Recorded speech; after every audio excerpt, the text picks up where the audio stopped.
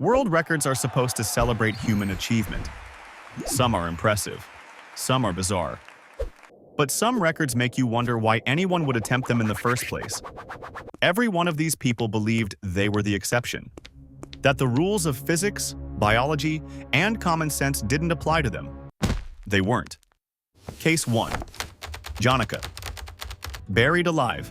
In 2012, a 24-year-old man named Janaka from Sri Lanka decided he wanted to break a world record.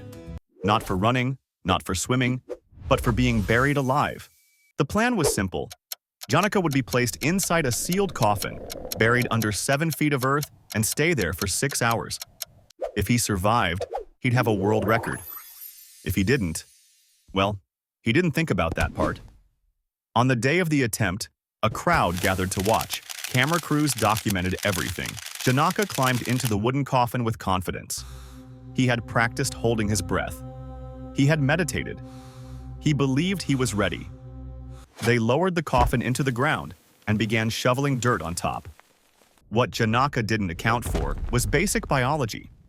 A sealed coffin contains approximately 2.5 cubic feet of air. For a resting adult, that's roughly 90 minutes of breathable oxygen. After that, carbon dioxide begins to accumulate. And here's what most people don't understand about suffocation. It's not the lack of oxygen that kills you first. It's the buildup of CO2. Carbon dioxide triggers your brain's panic response. Your breathing becomes rapid and shallow. Your heart races. You start to feel like you're drowning, even though there's no water. And unlike drowning, which can cause unconsciousness within minutes, CO2 poisoning keeps you awake. Janaka was conscious for almost the entire process.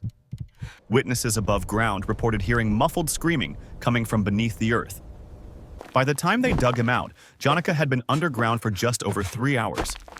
His body showed signs of extreme struggle. Scratch marks on the inside of the coffin lid. Fingernails torn and bloody. The autopsy confirmed what everyone suspected. He died from asphyxiation, fully aware of what was happening to him. One man, 7 feet of earth, and a world record that was never meant to be broken. But at least Janaka chose to be underground. This next competitor chose to be cooked. Case 2. Vladimir Ladyzhensky, the Sauna Championship.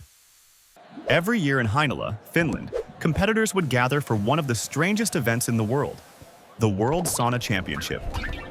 The rules were simple. Sit in a sauna heated to 230 degrees Fahrenheit. Every 30 seconds, half a liter of water is poured on the rocks. Last person to leave wins.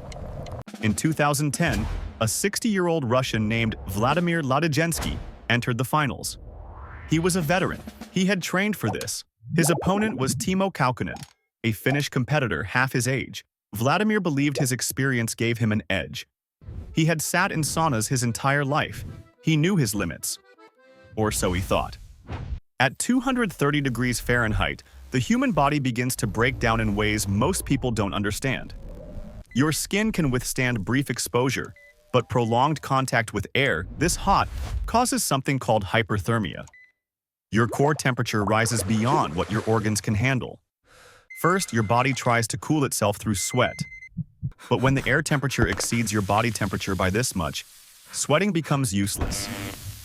The sweat evaporates before it can cool you. Then your blood vessels dilate, trying to release heat. Your heart rate spikes to compensate. At around 104 degrees internal temperature, your enzymes begin to denature. The proteins in your cells start to break apart. Vladimir and Timo sat in that sauna for 6 minutes.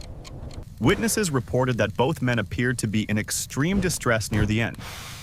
Their skin was turning red, then white.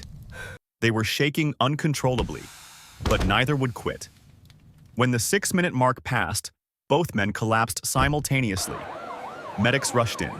Timo survived, barely, with severe burns covering his body. Vladimir did not. His organs had begun to fail while he was still conscious. His skin had third-degree burns.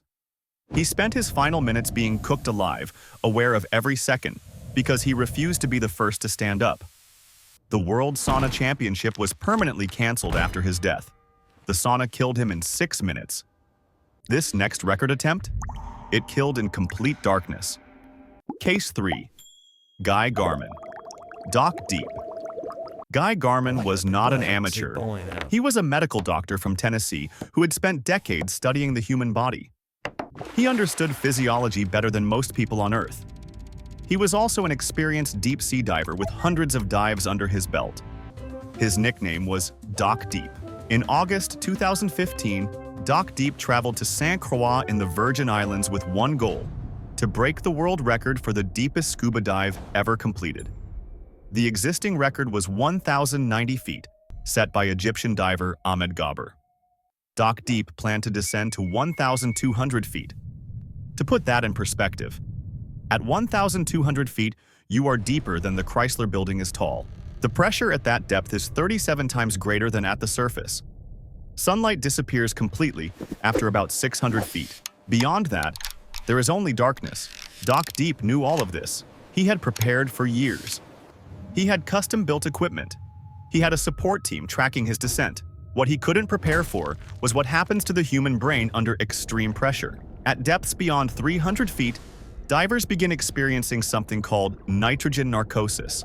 It's often described as feeling drunk underwater. Your judgment becomes impaired. Your reaction time slows. You start making decisions that seem perfectly rational but are actually catastrophic.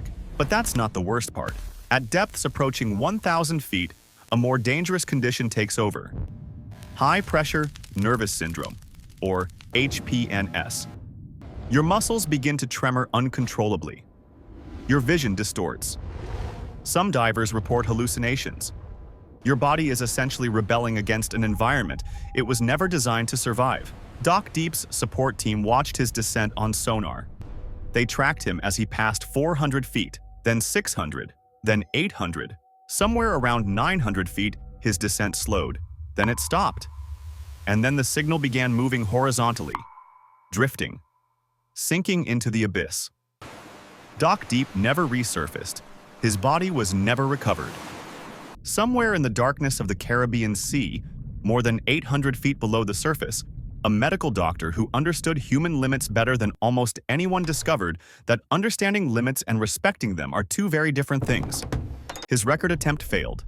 His body remains in complete darkness. Doc Deep went down. This next record holder went up.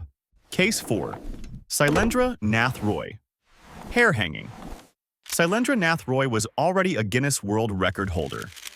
The Indian stuntman from West Bengal had made a career out of doing things with his hair that should not be possible. He had pulled cars with it. He had lifted weights with it. He had hung suspended from cranes while audiences watched in disbelief. In April 2013, Sailendra announced his most ambitious attempt yet. He would travel across a 600-foot zipline suspended over the Teesta River Gorge, hanging only by his hair. Guinness World Records officials were present to validate the attempt. Camera crews filmed everything.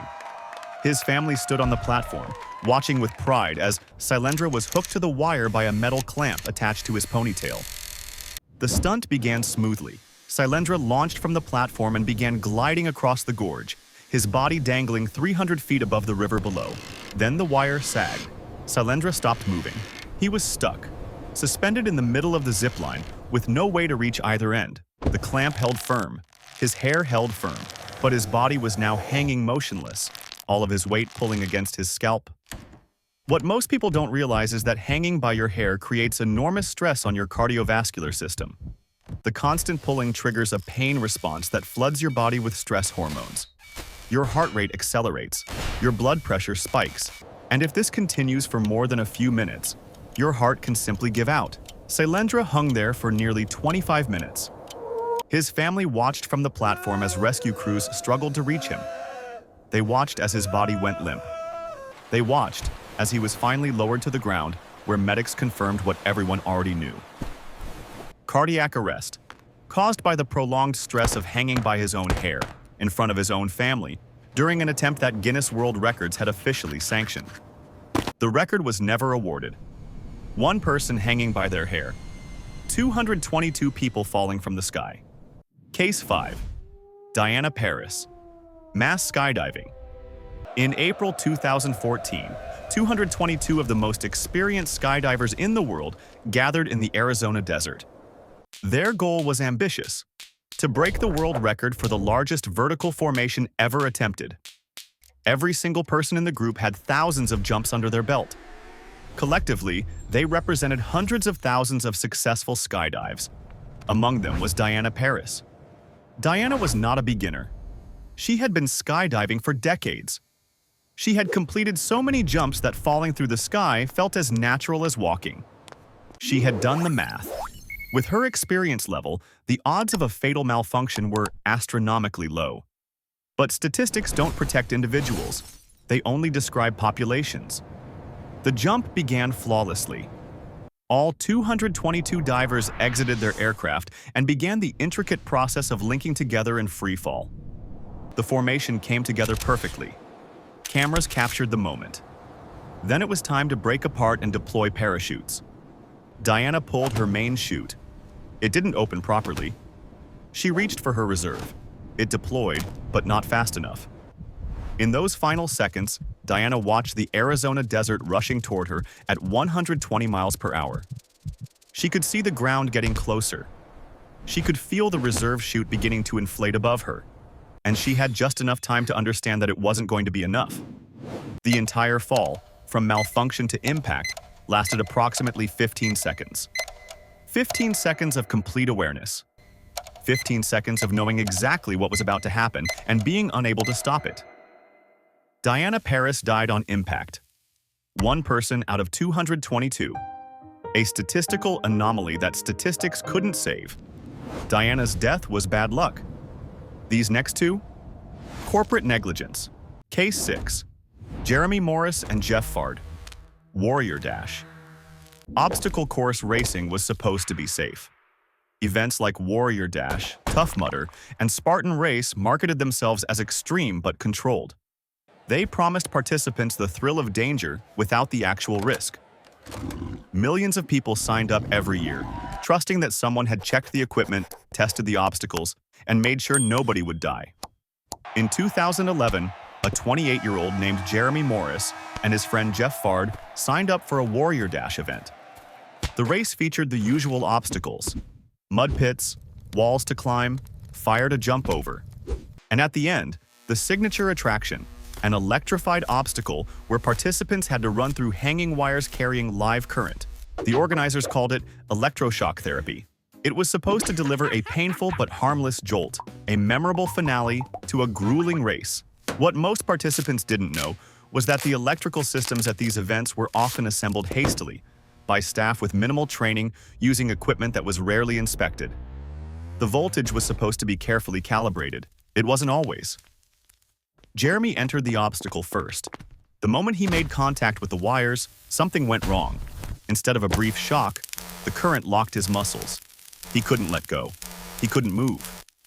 He could only stand there as electricity coursed through his body. Jeff saw his friend struggling and rushed in to help. The moment he grabbed Jeremy, the current transferred to him as well. Both men collapsed. Medics performed CPR for 20 minutes. Jeremy was pronounced dead at the scene. Jeff survived, but with permanent neurological damage. The company that organized the event, Red Frog Events, had generated hundreds of millions of dollars in revenue. They had spent almost none of it on electrical safety inspections. Two friends entered a fun obstacle race. One died, one was permanently disabled, and the company continued operating. At least those races had organizers. This next sport has no rules at all. Case 7. The Gravity Bikers. In Colombia, a new extreme sport has emerged. It's called gravity biking. The rules are simple. Ride a bicycle down a steep mountain road as fast as possible. The catch? The bikes have no brakes, no way to slow down, no way to stop. On March 16, 2024, a group of gravity bikers gathered at the top of a mountain road outside Medellin. They had done this dozens of times before. They knew the route. They knew the curves. They believed they knew exactly how much speed they could handle. What they didn't know was that a truck was coming around a blind curve at the bottom of the hill. At 50 miles per hour on a bicycle with no brakes, you have no options. You can't swerve fast enough. You can't stop. You can only watch as physics plays out exactly as physics always does. The truck appeared in a fraction of a second. The bikers saw it. They understood what was about to happen. And in that moment, stretched into what must have felt like an eternity, they had just enough time to realize that their belief in their own skill had been a fatal miscalculation. 2 bikers died instantly. 3 more were critically injured. The videos of gravity biking continue to go viral on social media. The algorithm doesn't care that people are dying. It only knows that dangerous content gets clicks, and clicks generate revenue. Every week, more young people remove the brakes from their bicycles, believing they'll be the exception. Believing that what happened to those bikers in Colombia won't happen to them. They're wrong, and the algorithm will keep promoting their deaths until someone makes it stop. Every one of these people believed they were the exception, that the rules of physics, biology, and common sense didn't apply to them. They weren't. Sometimes the most impressive record isn't the one you break. It's knowing when to walk away. If this video made you think twice about risk, subscribe and let me know in the comments which case shocked you the most.